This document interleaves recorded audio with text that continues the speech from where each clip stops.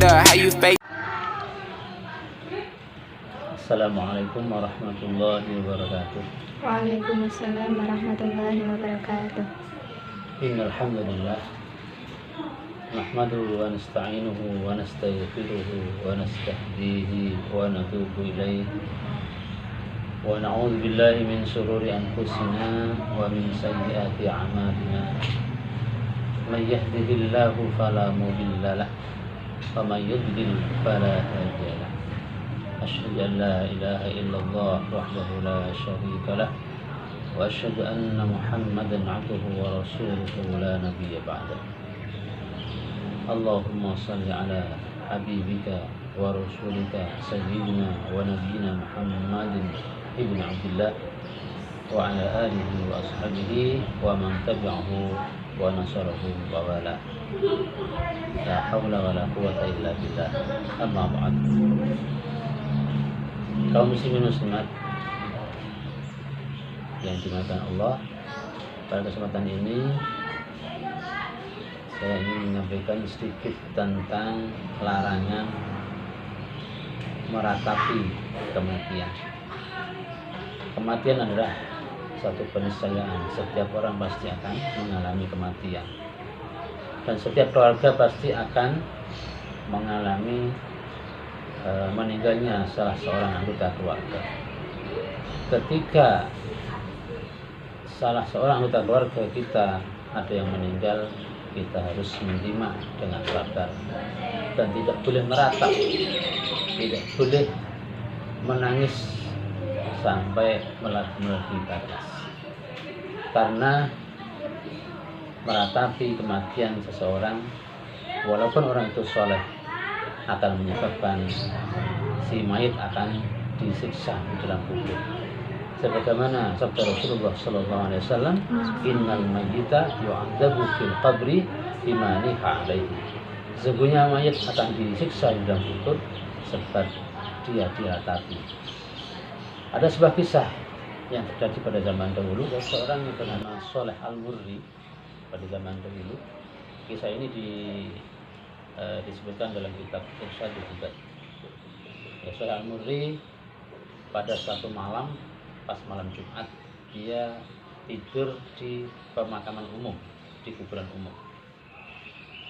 Nah, di dalam tidurnya itu dia bermimpi seakan-akan para penghuni kubur ini berbangun, keluar dari kuburnya, dan mereka berhalaqah, duduk melingkar menunggu kiriman hidangan yang akan mereka makan. Dan hidangan itulah doa-doa yang dipanjatkan oleh keluarganya, oleh anak-anaknya, oleh murid-muridnya, atau yang nggak punya anak soleh, nggak punya murid, mungkin dari doa dari kaum muslimin muslimat yang soleh.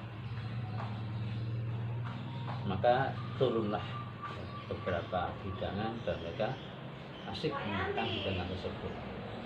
Namun di antara para hidup itu ada seorang pemuda yang disiksa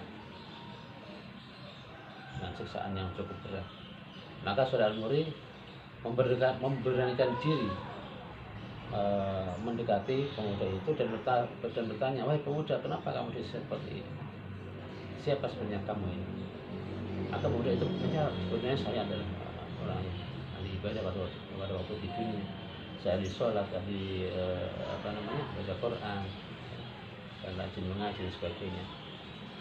Tetapi saya disiksa ini karena ibu saya yang meratapi saya setiap hari. Bahkan dia mengajak teman-temannya, mengajak saudaranya untuk meratap bersama-sama.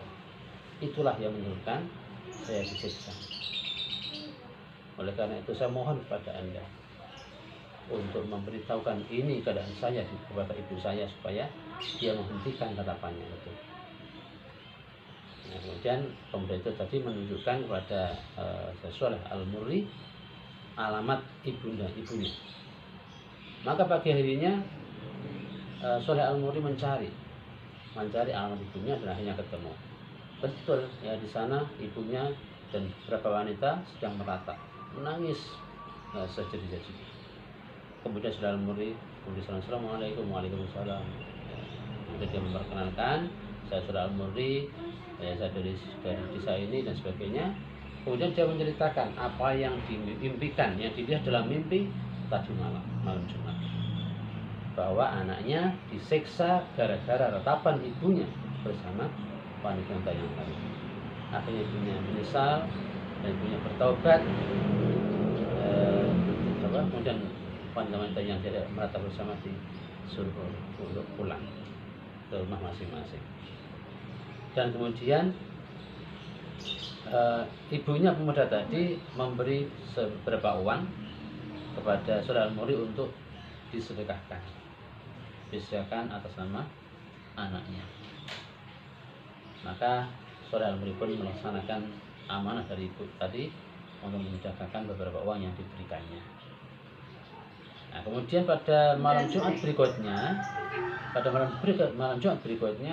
saudara Al-Murri tidur lagi di kuburan umum yang tadi, yang sama. Nah, di malam Jumat yang kedua inilah saudara Al-Murri bermimpi lagi bertemu dengan pemuda tadi dan sudah berseri wajahnya, sudah tidak disiksa lagi, dan dia berterima kasih kepada saudara Al-Murri karena sudah membantu memberitahukan keadaannya kepada ibunya, dan ibunya sudah bertaubat, sudah tidak meratap lagi. Ya, kisah ini bisa kita ambil pelajaran bahwa apabila ada seorang anggota keluarga kita yang meninggal, kita harus sabar, harus terima, karena musibah itu adalah dari Allah Subhanahu wa Ta'ala. Tidak perlu dihadapi, tidak perlu ditangisi, sekedar sedih tidak masalah. Ya, sekedar mengeluarkan air mata tidak apa. Mungkin kadang-kadang ketika anak yang tinggalnya jauh dari orang tuanya meninggal, kemudian dia datang, itu kadang-kadang nggak kuat sehingga meledak tangisnya. Itu pun tidak apa-apa, asal jangan lama-lama. Ya, segera diredam tangisnya supaya orang tuanya tidak disiksa di dalam kubur. Yang penting adalah doa dari anak, bagaimana sabda Rasulullah SAW, "Idza mata ibnu Adam inqata'a 'amaluhu illa min salatin." Apabila anak Adam, manusia, meninggal dunia, maka seluruh aktivitasnya, seluruh amalnya akan terputus kecuali dari 3 hal. Sedekah jariyah, yang pertama adalah sedekah jariyah, amal jariyah atau wakaf. Amal sedekah, ya, di mana sedekah ini digunakan untuk sesuatu yang awet, yang bisa digunakan untuk kebaikan.